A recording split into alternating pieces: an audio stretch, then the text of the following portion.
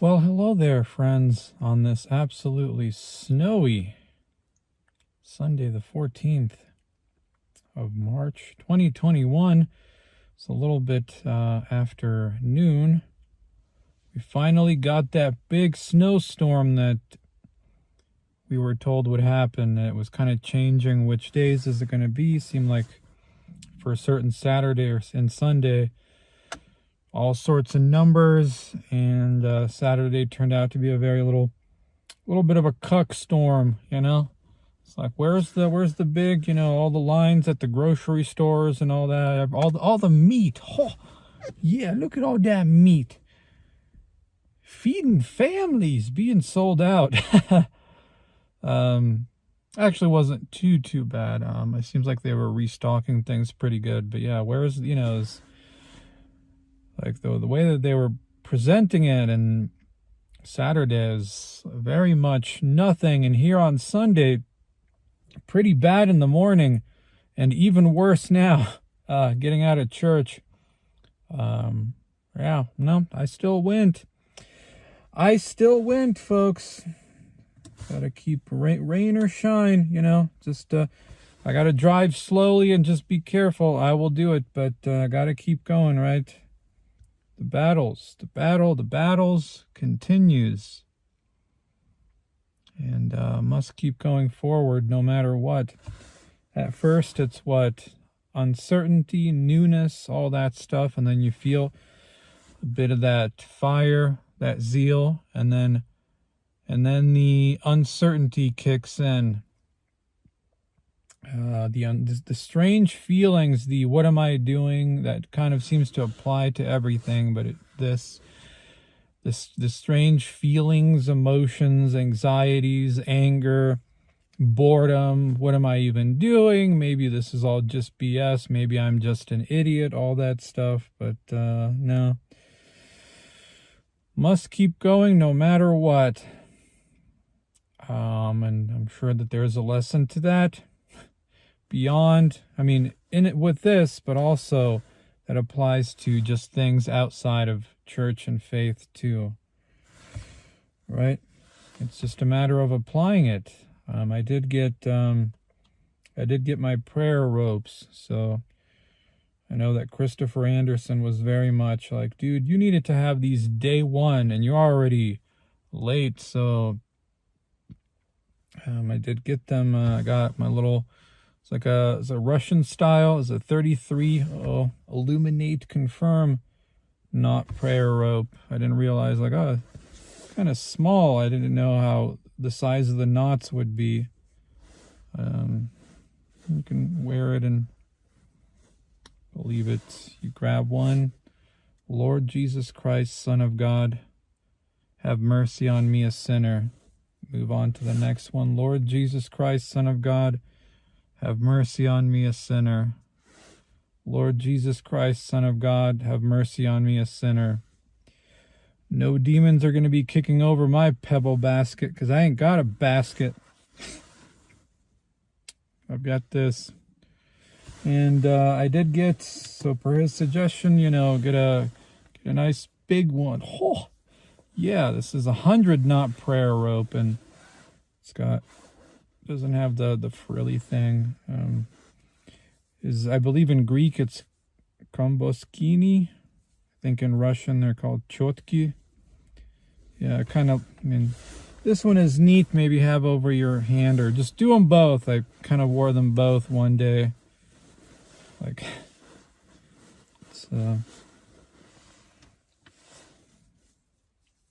These knots are definitely much easier to kind of put your hand over, or your fingers over, and go through.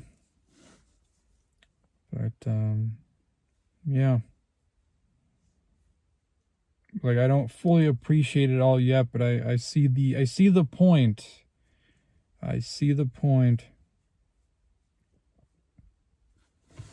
So, I believe this is from Monastery Vodovka. I'm not sure. I don't recall where that is. Is it Belarus? Is it somewhere else? And this is, these are all handmade, wool too. I believe this is from St. Paisius Monastery. I think they're in Arizona. So, very much doing that thing too, where I'm purchasing books and not even getting around to reading them all. It's like with this one, like, well, you know, this is like what, $16 or something. Since I'm already on your order form, you know, you'd like to support the monastery store, if you will. So I was able to get finally a Theotokos icon. Well, let's see. Things certainly continue on. At an interesting angle. So at a service earlier in the week, last week, I don't know, I've sort of lost track a bit. My vacation is coming to an end. So it's back to getting to earthly matters and the like, which, you know, once again, there is kind of a symbolism there. You know, I got some holy water, which I did drink, and got a bottle for my dad and one for my mom. You know, after the service, it was not too many people. It was a weekday service, I believe. Like, all right, well, hey, how do I get some? Hey, yo, priest, how do I get some holy water? And one of the parishioners I've seen, it's like, oh, hey, man, let me go get you some. It's like over here, and got water, just chat a little bit with the priest and all that. He did not get back to me like he said he would about something, but that's okay. I know that they got a whole lot of things to do. They've got a whole lot of people too. It's all right. With this parishioner, I mean, after the service, just outside, some of the parishioners were standing and talking, just about the coof and everything else, and the masks and just everything. And it's definitely interesting how you get to know people, you know, and they get to know you and kind of open up a little bit, and you are like, whoa, these people are fairly based and God-pilled, if you will. Just like, whoa, it's pretty cool.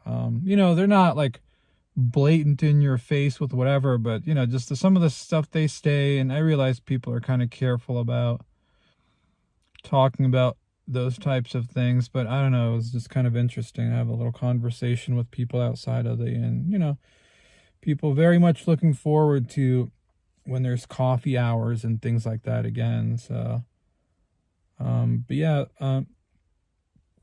there's one parishioner who gave me the holy water. Sorry, my stomach's grumbling a little bit. I haven't eaten anything today. I've just had the Holy Communion. I believe that's what it's called. So, I mean, it's what, wine with a little bread in it, you know? But he was like, you know, he was just like nice, friendly guy. It seems like, you know, he was a convert and just kind of interested in people's stories. So is that like, oh yeah, we should like go get breakfast or lunch or something sometime. So, and then, or like now, if you have nothing else to do, is like he was like, I'm gonna head over to this one monastery. I was like, yeah, we can just hang out there and chat. So, you know, all right. It's another one of those little things that maybe another knot on the thread of fate, if I may use some dramatic language, that kind of pops up that you're like, okay, time to grab onto that one too.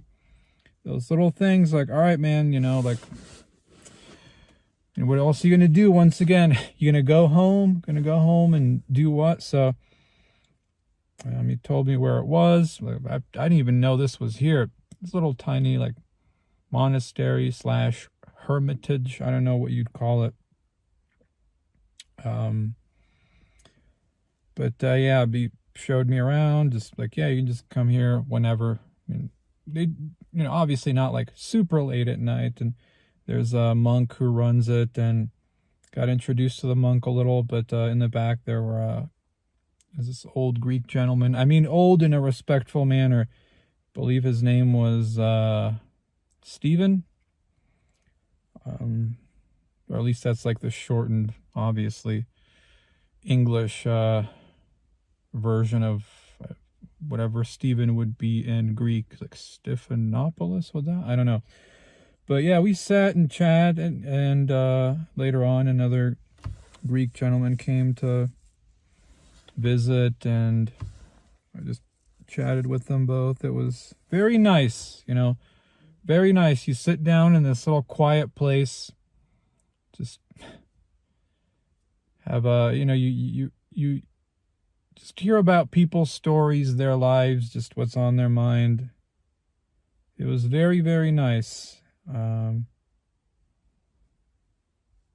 then later in the week, I'm like, all right, well, that was a pretty cool place. I mean, I kind of want to just show up by myself and see what's going on there. And there was nobody there. There was, I think, when I showed up, I think I saw somebody leave.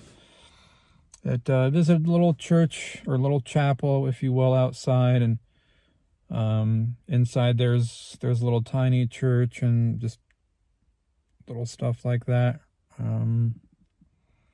Yeah, it's you know, they're not trying to, the monk there isn't trying to sell you anything, doesn't ask for donations. They've got the little thing if you want to put money, but there's no like, oh, please give. Just, I even asked about it the first day, like, oh, hey, Father, you know, like, how would I donate to it? It's like, just brushed it off and kind of like, don't even think about it.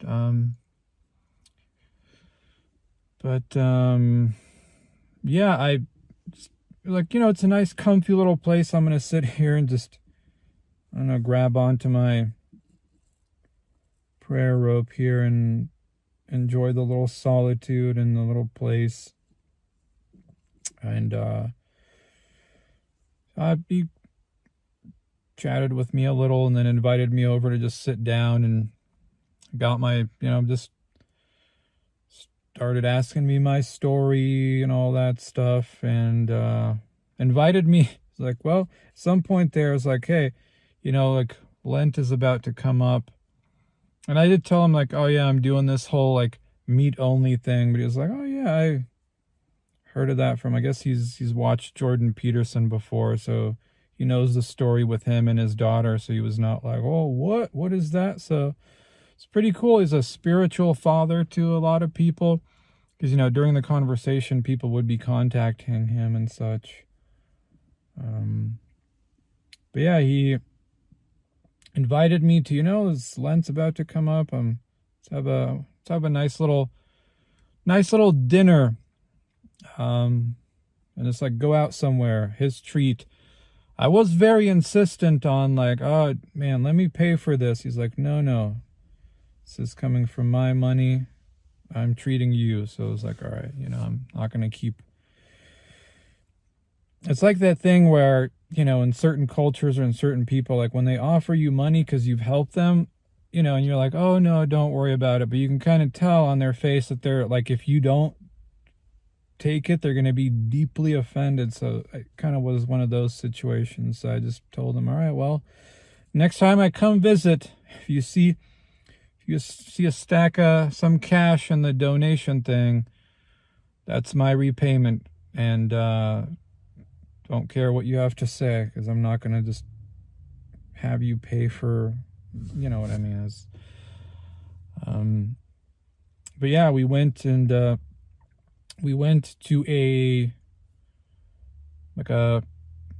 a nice little Italian restaurant. No, not Olive Garden, like an actual real one, if you will, and just kind of chatted. He showed me kind of the neighborhood that the monastery is in, and some nice places, just some of the parks that he likes on the way. And then we went to the restaurant and sat there and had a meal. And, I'm not going to be like, oh no, I'm on this meat thing. I can't have anything. Like, I don't mind breaking it for situations like that. I had some,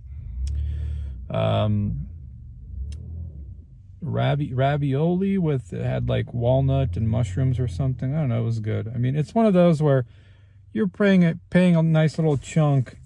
It's basically like, I don't know if it would be downtown Denver where it has this, like, you're paying a bit of a, it's like a restaurant where you pay money and you get like this much food. This is not a, hey, can I get endless breadsticks here? And so I don't think I have to tell you that at some point I had that feeling about halfway through, and what did we talk about? I mean, there was nothing. It's one of those conversations that the best that I can really tell you, it wasn't like somebody told you some big profound thing that they're going to lecture you on. No, it's just a subtle, continuing to get my story and just kind of, how are your parents doing and stuff like that, and him talking about his stuff and just, any questions that I brought up. And it was a conversation that it's like slow roasting a piece of meat, if you will, where it's that subtle thing, like sipping on a good drink, if you will, rather than let me take shots, or like a nice beer or something like that, where it's just like that subtle, just more calm. I don't know, kind of a little back and forth, but I don't know, very nice. And at some point here, I don't think I have to tell you that I did have that record scratch moment in the back of my head of like, wow, 2.5 months ago, I'm like laying in bed, super mopey, staring at my phone. I got this back injury. Oh, the girl I was seeing it broke off, blah, blah, blah, all this stuff. What am I even doing? Any thought of getting to know new people, anything like that, just seems like this far off, distant thing. And now 2.5 months later, here I am sitting in an Italian restaurant with a Greek monk, like a Greek Orthodox monk. And, like just talking about my story and all that stuff. And, like, first off, a part of it is like, who am I to have this person listen to me talk about any of my stuff, but also like, wow, things have certainly gone in an interesting direction, haven't they? Like, wow, how did I get to this? How did I go from or maybe that's what happens, right? You stop putting things off and you go do it, and that's just what happens, is you meet people, and that's the kind of stuff it can lead to, right? So yeah, it's and then on the way out, there's this older gentleman who was like, "Oh, are you Eastern Orthodox monk or something?" And kind of chatted a little bit with him, and he was also from Ukraine, I believe, but he said he's Gruzian, which I believe is Georgian. So yeah, how about that, right? Wow, that's that was, and once, obviously, I plan to go back and plan to visit all the time. I mean, I've kind of seen now, like, both sides. You kind of see the church priestly side and kind of the more quiet solitude monastic side of things a little bit, and definitely that appeals to me a little bit more, and the context of the conversations that you can have with other people too, even if it's just finding out somebody's story. It is a much different environment. And no, I don't have any particular, oh, here we go, he's gonna go become a monk now. No, folks, I mean, if there's a calling, sure, but right now, no, I don't necessarily have a calling for to go become a priest or a monk or any of that. I just enjoy that setting definitely a lot more, for sure, and just being able to have the conversations with people. And it's really just that subtle, like, I don't know, I couldn't even describe it to you, but yeah. How about that? In the uncertainty of life, in the like, man, what is my life even anymore? What direction is anything even? What direction is anything going in? There's one thing that is a certainty: is keep going back. You don't need to, it's not a like, oh, well, I just need to like come here to make friends. I mean, it's a, I don't know. It's just keep going. And the little things that pop up like that, you got to grab on, right? You gotta grab on when it gets presented, even if it seems like this subtle little invitation to this or that. Like, just you really truly do have to keep it going.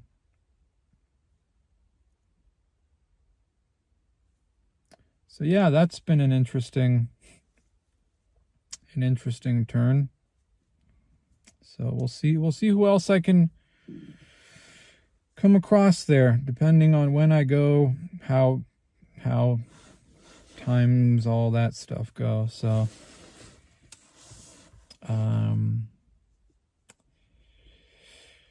yeah, I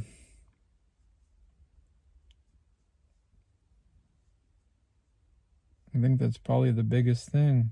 But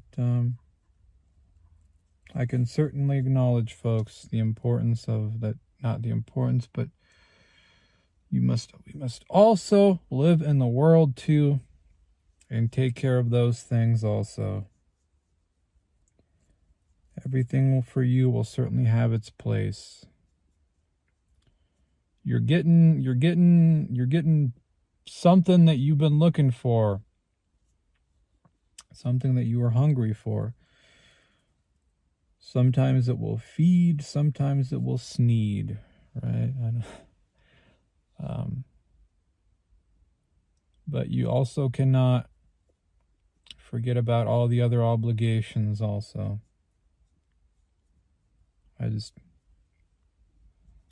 I'm not looking to run off to and join a monastery or anything like that. I mean, unless, like I said, something comes up and there's some big desire, because there's still the feeling that still got something to do here, whatever that may be. And that's where, the other struggles and battles that come in. Which direction? What do I do? You seemingly decide, and then it kind of slips out of your hands. It's very easy for me to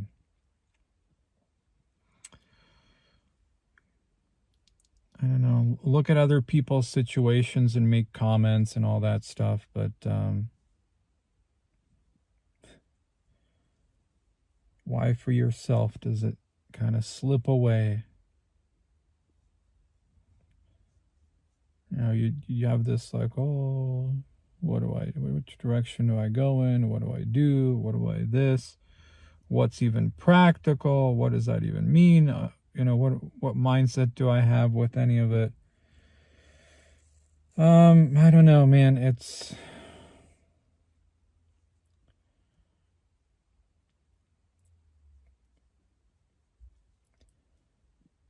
think it's just having to remind yourself, like I said, you're not going to always be able to do what you want to do, right? It's not like looking for an easy life, an easy escape, so to speak, of what can I get into that's going to give me more escapism. I don't know, like I'm just repeating everything I've already said before anyway. You may very well have to and force yourself to like things that you don't particularly care about so that you do have some hope of what it is that to do what it is you want to or need to do.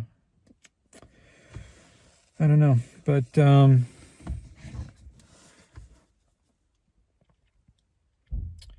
this is good. Gonna continue on. I'm very much finding any deep lessons to be not so much at church anymore, although it does happen, little bits of pieces here, but I feel like just finding some good channels on YouTube, and also, just like hanging out with this monk and whatever else, just, whoever else I'm able to just meet there and just along that path. I feel like I'm kind of getting a little bit more of that. We're no longer just, you're getting the bread, but maybe it's a little bit of a fortified bread with a little something extra. I couldn't really describe to you.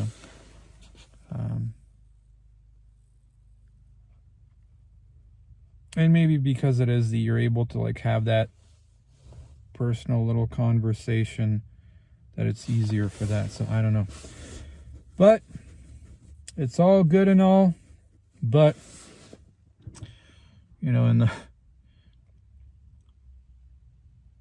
must also live in this world and not forget those obligations, right?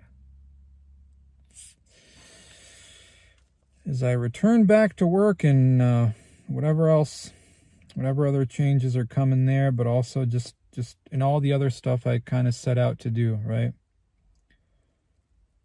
You do not need more.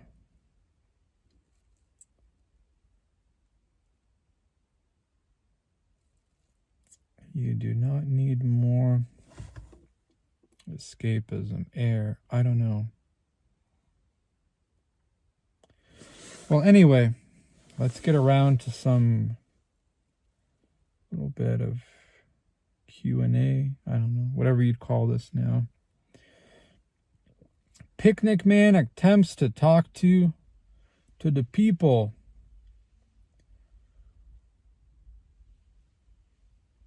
I look forward to your videos every week, even if you think they are pointless. This is from Sparkling Water.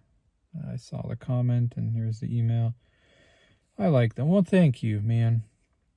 Or woman. I don't know. I've been feeling so restless lately, but when I sit down to actually do something, it's hard to focus. Yeah. Seems to go for a lot of things. The coding, the prayers, the church. But I mean, yeah, if we, at the very least, it's holding on to some sort of discipline where, during a snowstorm here, I still went. And if you follow every little tiny whim that comes up, won't ever get anything done. But so easy to say, right? But it's another to feel and not succumb to. Find it hard to do anything without having something on in the background, like YouTube videos, but I've ran out of people to watch on YouTube. I feel like it's really hard to find small channels like yours that I can connect to. Most videos out there now are just, I don't know.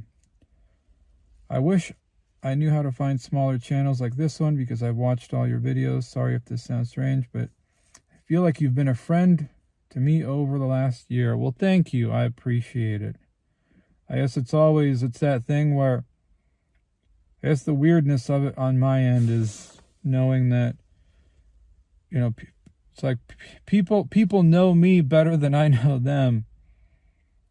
And so there's an appreciation, right, that anyone watches this, these stupid videos at all, but it's the, you know, people that you'll never really be able to know, but they'll know everything about you. And the sort of the up and the up and down, or the sweet and sour of the internet, the connections you can make, but also the utter emptiness that you can feel.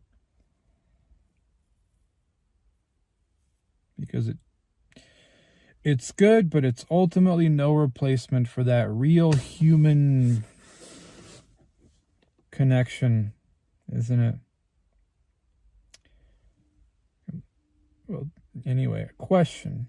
Anyway, sorry, I feel kind of bad for reading. Maybe I shouldn't have read any of that out loud. I should have just kept it to myself, because it just feels like I'm trying to pat myself, or like, oh, look at me. Oh, I'm trying to, like, I'm so special or something. So I don't know, maybe from now on I won't read that kind of, I'll just keep it to myself as like, all right, well, that's cool, man. That's nice of you to say, and actually make the questions be, I'll just read the actual questions I said. I feel bad now for, like, I don't know. Well, I'm so special because somebody likes watching my videos. Let me announce it to all of you.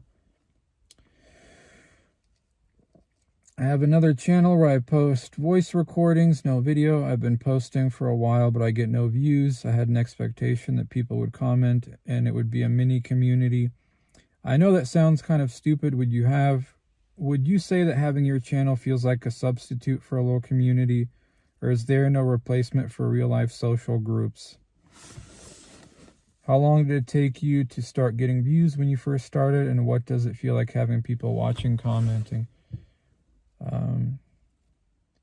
Well, it's definitely no substitute for real social groups, but it's also important. It's kind of like you need both, right? Maybe that's the lesson in that. You kind of need to appreciate and understand both. You're able to definitely meet a lot more people in a way on the internet, but how deep can you get with everyone? And also just the fact of distance, right? What can you ultimately do besides just chat? And how it's certainly much harder to do IRL, but it is possible. I mean, as I'm discovering, right? But I don't know. I think both are certainly important. And you can appreciate and do everything. I mean, with the monk, he's definitely not like we talked about it a little bit, where he meets people in person and all that, but he does stuff through social media and all that too. And people contact him and the internet and all that, because he knows that, I mean, that's just kind of a way of life now, and you kind of need both. You wouldn't be able to reach people if you didn't do that. So I think both are important, and you kind of have to keep both in a balance.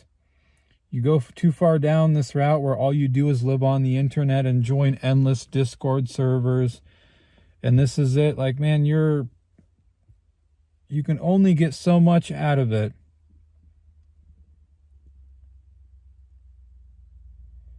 Well, I mean, I've been on YouTube since 2013, even though this is like the third incarnation of the channel, if you will. I mean, talking about the whole being a virgin and all that kind of stuff. I mean, it's an easy way to get views. It does have a limit, though, of how far you can go with it. So I think that I was able to build up enough people who watched me for what it's worth. Whether they liked me, hated me, didn't care, blah, blah. So I think that that's kind of been there. That's helped in terms of getting views, but I don't really think about that views thing anymore.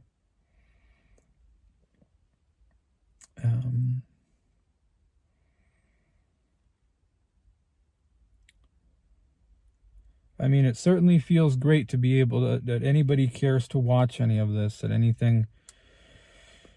But, it's the thing where if we all lived together, how much different it would be, how much better we would actually get to know one another. But it creates the mostly one-sided. You know, I get on here and I talk and babble and whatever you like, don't care.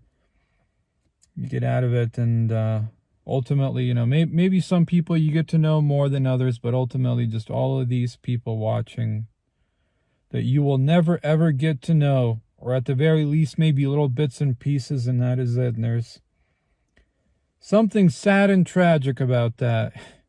I don't know how to describe it.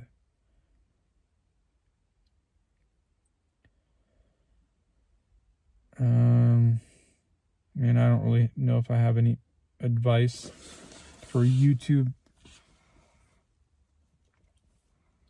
There's the different approaches. You can make the clickbait titles and videos, and how do you edit them down and all that. But I'm all about what YouTube used to be, and is harder to find, where it's just kind of people turning on a camera and chatting, but not a great way to turn that into a career. Now it's the fancy edits and all that stuff.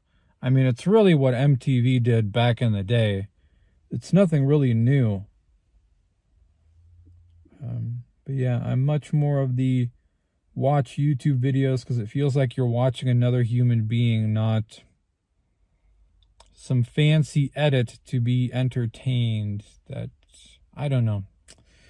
Human connections are already hard enough to get, so, you know, there's only so much of that, even on the internet, that I feel like I could take that. But yeah, it's not really any advice. I couldn't even give you any advice. Not that you were asking for it. But I don't know. Good luck with your stuff, man. Hopefully you're able to get views and make your little community and all that stuff. There was from Andrew. Hey, George, can you talk about overcoming your fear of driving? I'm 26 and I'm still struggling with starting to drive. How scary was it in the beginning? Any tips? How long did it take you to be comfortable driving? Thanks, man. Well, but there's good news and there's bad news. The bad news is there's not really any tips or tricks or overcoming this or that. So what I mean by that is, you know, I'm sure that there's like techniques and like, visualization and writing your feelings down and breathing, whatever, with the anxiety. I don't know. I never got into any of that stuff, and I wouldn't even bother. I think you just kind of have to own the feeling, you know. Remember when people would say how you need to own it? Own the feeling that it's just going to suck, and so you don't have to, like, concern your mind with anything else. Like, you've got this thing that's bothering you, and you're getting around to it at a later age, and so the anxiety is probably going to be greater, and you just have to own up to that, and like, yes, this is going to suck. The good news is I think it took me only like about 3 months. 3 months that will go by anyway, right? So you figure 3 months and a lifetime of this fear almost completely went away. I mean, yeah, you still had it, but nowhere near like it was at the beginning.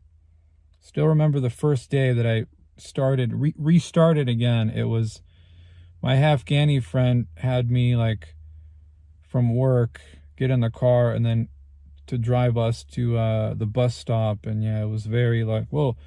It's that thing where once it's your time to get into the driver's seat, it's like, whoa, oh, I don't know. I'm scared. What am I going to do?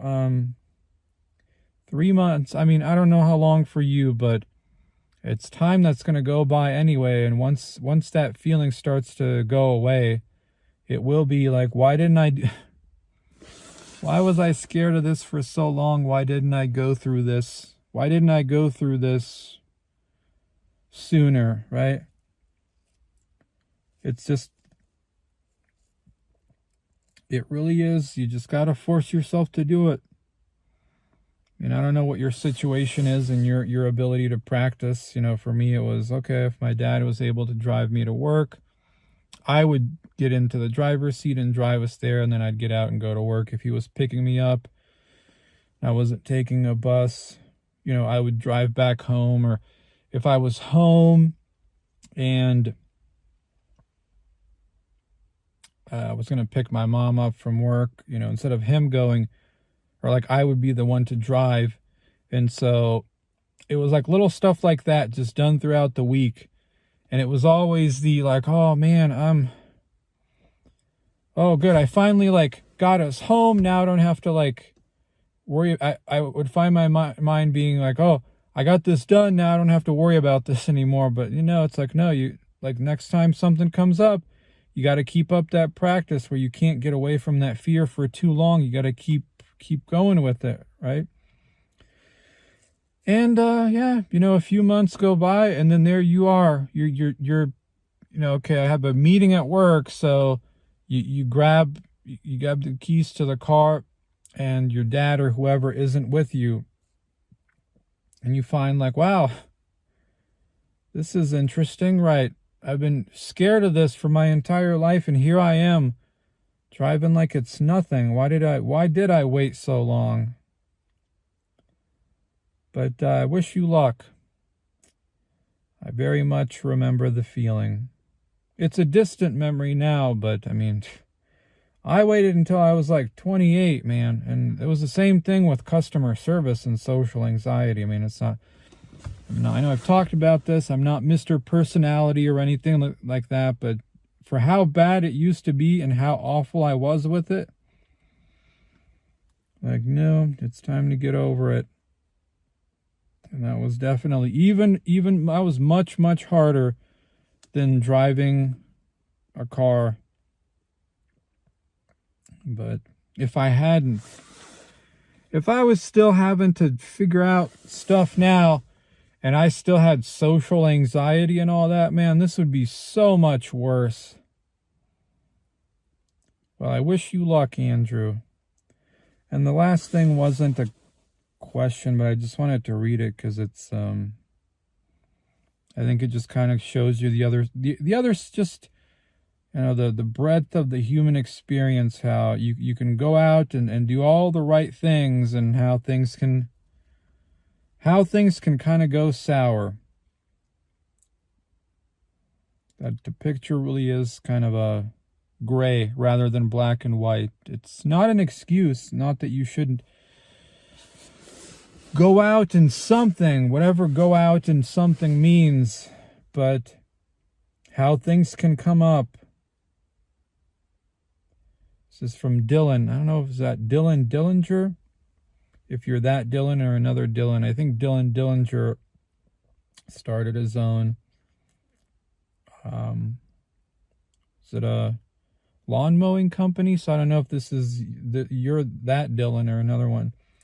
I don't know what to tell you, man. The past week has been the worst for me. As it turns out, working myself ragged over these last few years has finally caught up with me. What ended up happening is that I developed tendinitis in both of my Achilles, as well as several bone spurs on both my heels. After having surgery on one of my feet, I've mostly been bedbound and reliant on my parents to take care of me. To make things easier for them, I moved back until I am able to take care of myself. At the moment, I'd be happy if I can just walk again, especially without any pain. Whoa, that is, well, first, man, I'm sorry to hear that, you know. That is intense. That is intense, right? You go out and you're like, okay, man, it's, I gotta work hard. I gotta do what I gotta do. And that kind of stuff pops up. Wow.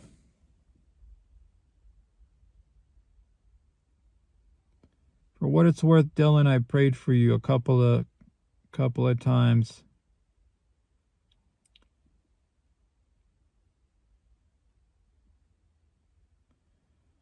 You know, not for like a speedy recovery, which is what everyone says, but that, so you're able to recover, but so you have the strength to just go through this, however long it takes. Wow. I mean, this isn't wouldn't be the first person that I've encountered too. I'm not going to get into their business. If they watch the video, they'll know who they are, of people who seemingly go out and do all the right things and pick a direction in life and work hard, and things will come along and seemingly sweep it all away out of their control. And so it's not an excuse that you don't do something, but it's not always so black and white, and you ultimately don't know what's going to happen. I know I'm trying to get my head straight however much I can, and try to own up to the, you're going to have to keep on going the path you've chosen.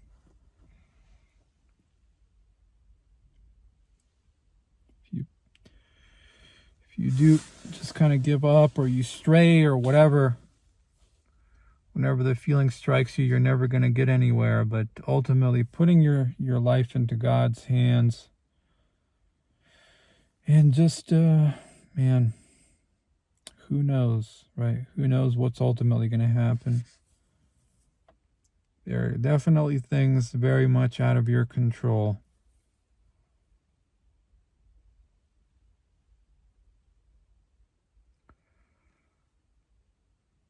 Yeah. Got to keep going. Got to keep going.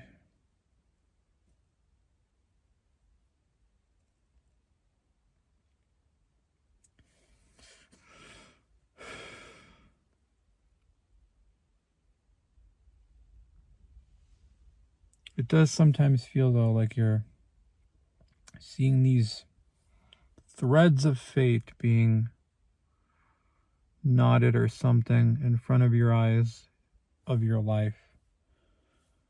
You're like, where is any of it going? Where is any of it going to lead to? What am I even doing? What is even the right path?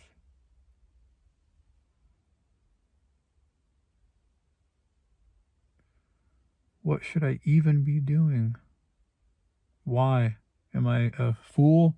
Am I deluding myself?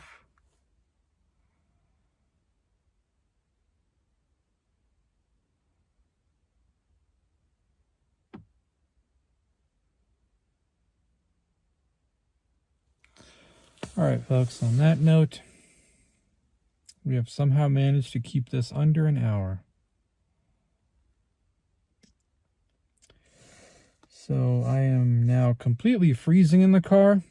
So I got to get back in, and yeah.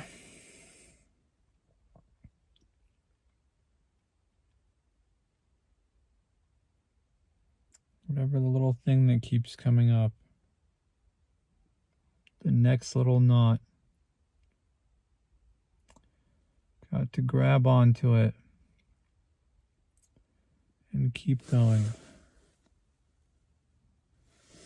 And on that note, folks, I wish you well, and I will see you next Sunday.